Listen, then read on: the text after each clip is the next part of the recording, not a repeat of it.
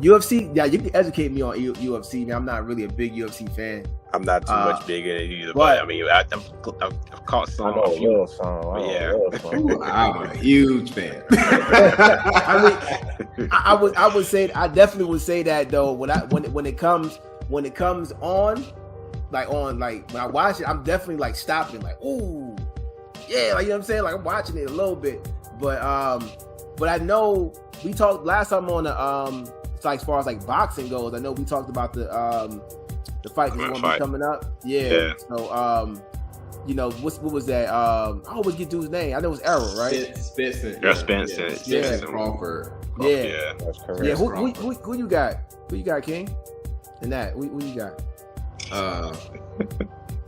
Man. So I and let me explain why. Okay. I do have Crawford. Okay. But it's not because I think he could just flat out beat Spence. I think if you look at both of their pros and cons, right? Spence can knock Crawford out. And if Spence go in there and don't play, he can lay Crawford out. Here's the thing though. Crawford is a mastermind. He has stamina. Yes. He has stamina. So if he has to, he's gonna dance around you until he figures you out. And that's his weapon. He will figure you out. It ain't that he's the fastest. It's not that he's the most powerful. It honestly is not even that he's like the quote unquote most skilled. It's that his skill is adaptation. And this is why I like combat sports, because we have this thing where it's like, you know, oh, I got reach on you, or I got weight on you, or something like that. But I tell everybody, I even tell like my troops, I even tell my daughter this, you know, about anything in life, all you have to do is be enough. I don't have to be faster than you. I just have to be fast enough to land a hit. I don't have to be stronger than you. I just have to be strong enough to cause pain. And that's all you need. You don't need to be the bigger or faster person. You just need to have enough. And if Crawford has enough time to figure Spence out, he's done. He has more stamina. Crawford doesn't have a stronger jaw than Spence. So I don't think that Crawford's going to knock Spence out. I just don't. He just might outbox him. He will outbox him like a mug. Like, he will go to the body until he wear your body out. Then he'll get jabs and hooks in. He will figure out. He has the heart. They both have heart, but Crawford is known for lasting long enough to figure out his opponent and then cut him down. So Spence got to go in there and at the very least lay him down enough times, lay down the points enough time to where if it does go to distance, it'll at least be a split decision, or he's not going to win for that. I mean, look at both of them fought quarter. Yeah. Both of them fought quarter. I remember that. Yep. And Spence had a much harder time with quarter than Crawford did. Yeah, Crawford. Spence was like, I can outfight you. Okay, you can outfight you. Porter was going toe to toe with him with it, and was giving him hands. Exactly. But Crawford was like, I don't gotta do that with you. Let me figure this out real quick. Oh, okay. Oh, you like to drop it back. Boom. Hit it with the body 2 times. The most fundamental combo. 2 to the body, 1 to the head. They named the freaking firearm strategy after it. But it went that way, by the way. Right. Boxing did it first, and then firearms did it. Yeah, that's a real thing. And so, you know, and that's just one of the many fights that Crawford won using this. And that's all you really need. But boxing it's a strategy, you know what I'm saying? Chess, not checkers. Chess, not checkers. It is very much chess. So that's my... That's... Shoot, man, he was right. Dead on. I called Crawford. I got Crawford winning. I mean, they both fought, Kell Brook came. They both fought Kell Brook. And when Kell Brook fought, and Kell Brook's a really, really good fighter, everybody. He's an excellent, excellent fighter. He's a good guy to go up against. But when Kell Brook fought Spence, I think they went the distance. When Crawford fought Kell Brook, they went 6 rounds, and Crawford put him down in 6 rounds. When he fought Sean Porter, he took, like, his pops threw in the towel. The thing about Crawford, he stopped in the towel because he knew, like, even though like and Porter has said this on record on his show, he said that Spence hits harder, but Crawford is different. Like Crawford will figure you out, and it's like King said earlier, his best ability is the ability to adapt whoever he's fighting. That's once crazy. Once he gets, I always say about like round 5 or 6, that's when the fight really starts for him. Because in the first 4 rounds, he figures you out. All right, he figures out your timing. He figures out your rhythm. He stays alive. He's like, all right, now it's time to turn it up. 5, round 6, round 7. Depending on how tough you is, to see if you can last with him. That's what happens. But that's why it's possible that someone can get knocked out. It's boxing. We all know. Right. Yeah. But maybe he won't knock Spence out. I do think somebody's gonna get knocked down, though. Oh, yeah. I do think guys will get knocked down in this fight because they're both. I haven't seen anybody with the relentlessness of. I think I said that right. Relentlessness of Spence. Yeah. How he can for real. Like the thing about Spence, because he's a very high IQ fighter too. He'll get you in a corner and he'll just work you all day. Yes. And he knows how to cut off the ring. But with Crawford, he's a magician in there. Like he's a junkyard dog too. He loves content. He wants to take you down. So it's gonna be fight of the year. It ain't been this good since the '80s, bro. That's what I'm saying. And they don't like each other. Nah, they don't like each other. They don't like each other, but they respect each other. I do think they respect each other, but it's gonna be a slugfest. Man, I can't now. Tonight, honestly, Canelo fights tonight. Oh, really? Yeah, I saw that too. Wow. Yeah, that's the racism of boxing. Wait, hold up. Before you go to something else, King, do you do a martial art, man? You box or something, or MMA, something like that? I gotta know. Yeah. All right. So first of all, yes, I do. I've studied in Muay Thai since I was around 12 years old. And then when I was stationed in South Korea back in 2012, 2013, we had this thing called mid-tour, which is just we take leave out of the country for up to 30 days, right? Okay. So when I was stationed in South Korea, I actually took my 30 days and spent the whole month in Thailand. I went to Phuket Top Team. Shout out to Phuket Top Team. It's actually where Chris Cyborg trained in Muay Thai. I don't know if y'all know who that is. Now I know the name. I know the name. Yeah, I know the name too. Yeah, so she's the really, and she's actually not really all that big. People don't know that when you trim down in your muscles, you are actually smaller, but you look bigger because you're fatigued. But so she's not actually all that big, but she is ripped like a mug. She has a very strong chin. So people like to, disrespectfully clown her about like looking like a guy or whatnot. She got a whole husband, but she want to say she like a man. But anyway, she's a champion, and she trained there. Not the same time that I was there. I didn't even know until after I was done with the camp, and I was just posting little pictures on Instagram. This is my old Instagram that got hacked, but I was posting pictures on Instagram, and I would, tag the gym, and she would like it. And I'm like, you're famous. Why are you liking my stuff? Right. And they're gonna find out she trained with us. So she. But anyway, yes, I did train in Muay Thai. I went to Thailand for a month to train with them. I feel like at a certain point, you got to get it from the source. Nothing wrong with any of these other gyms. People go outside of their countries to come to other countries to train other people. That's what you're supposed to do. But I feel like it's kind of like us black people going back to the motherland, right? If you want to engulf yourself in a particular art, at some point you're going to get that urge to go see it for yourself. So that's what I did, and it's a very popular gym, very popular, world renowned. We actually have an American version of it. It's the American Top Team. We have one in California, and so I went there, and there's a bunch of foreigners. I mean, you name it, Canadian, a bunch of Europeans, South American. So all the foreigners, I rocked them. All the foreigners couldn't touch me. They have very strong accents. And they'd be like, Maurice strong. I'm like, okay. Head was big. Head is about as big as this thing right here, bro. Head was big, right? Man, I got in this ring with this little Thai local national dude. And he had, we was doing the mitts, so he had the Thai mitts, the forearm mitts, and this little dude came up in there, and he kicked me.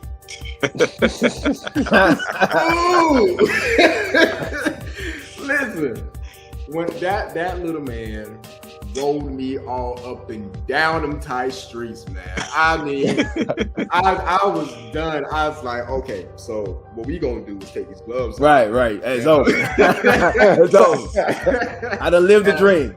Man, listen. Man, but hey, listen, I'm gonna tell y'all, translation through this whole conversation, that adaptation is a superpower. That's a superpower.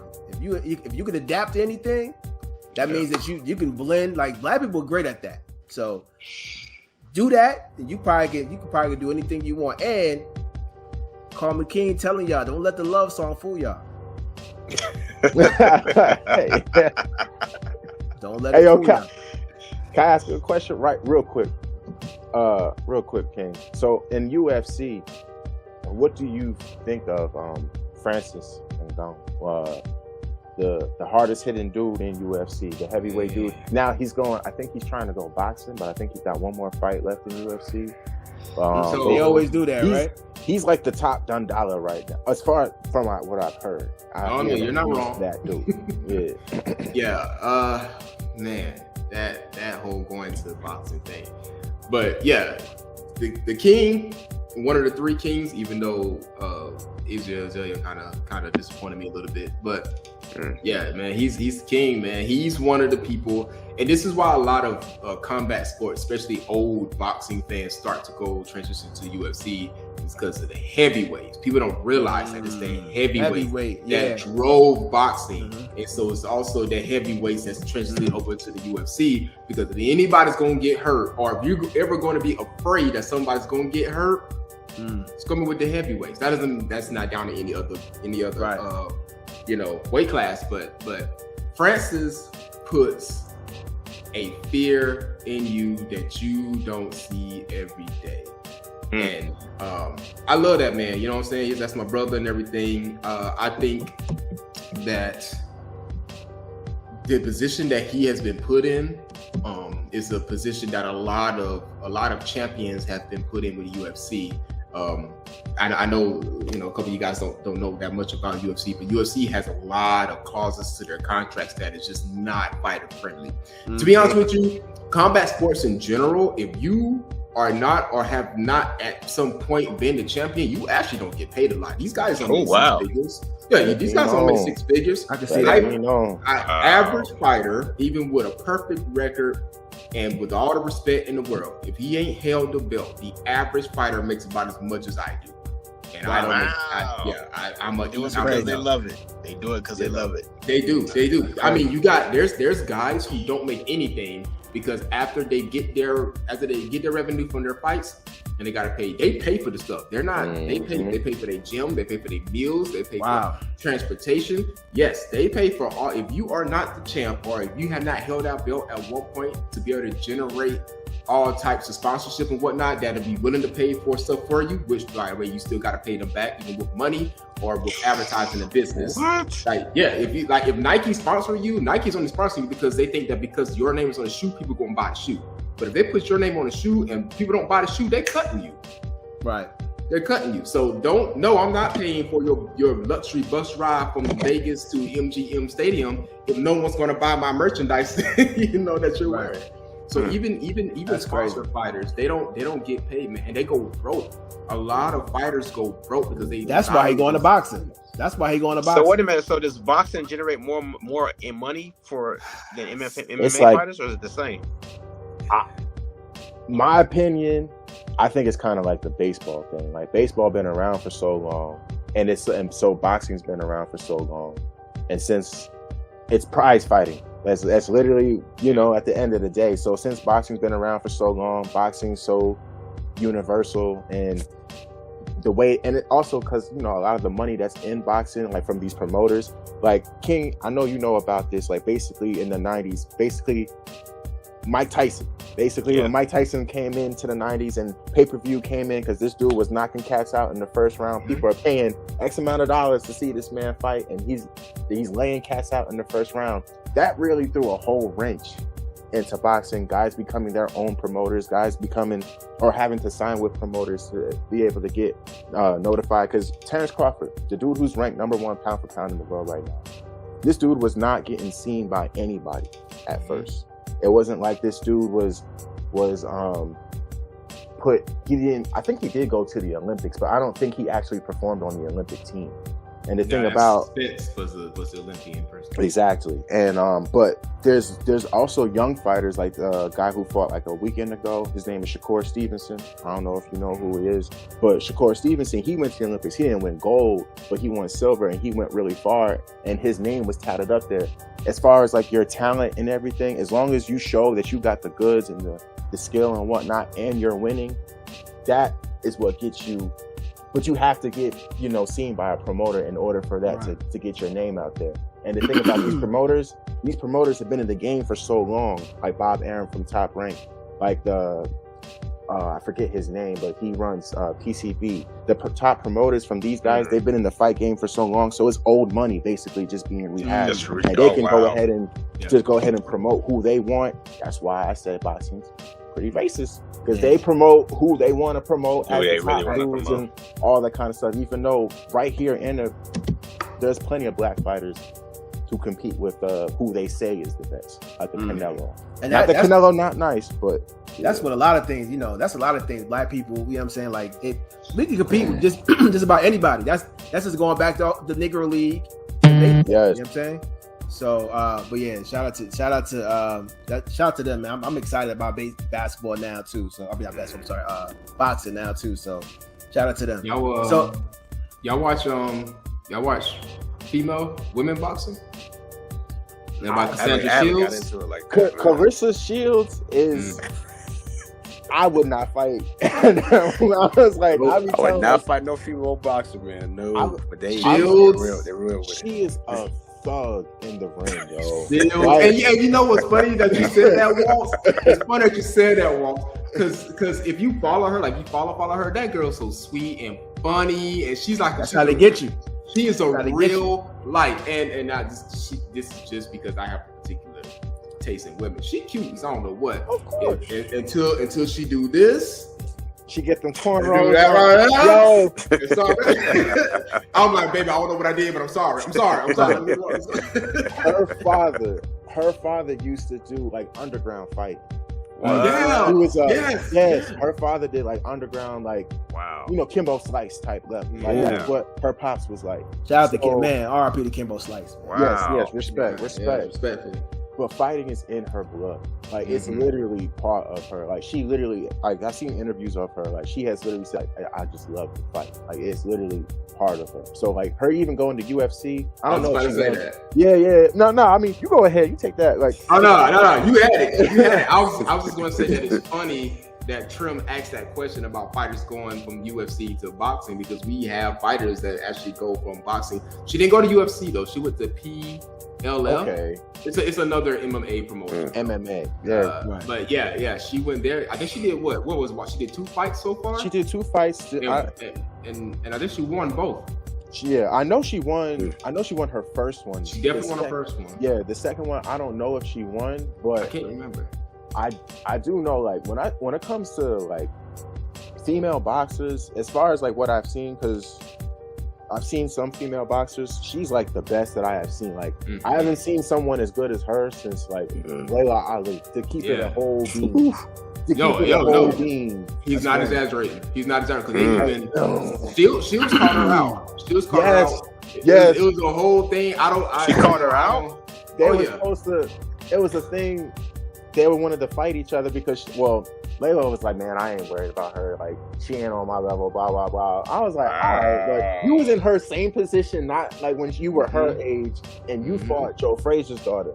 And when you fought, Joe Frazier's daughter, they went at it. It was a good fight. It went the whole thing. And Joe Frazier's daughter was older than her, the same age gap as it is right now. So it's like, I would like to see Clarissa go in there and like, because that woman can fight.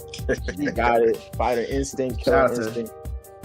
Layla Ali out there doing them commercials out there. Shout out to Layla Ali getting that commercial money. Shout out to Ali grandson, because he nice too. Oh yeah, I heard about him too.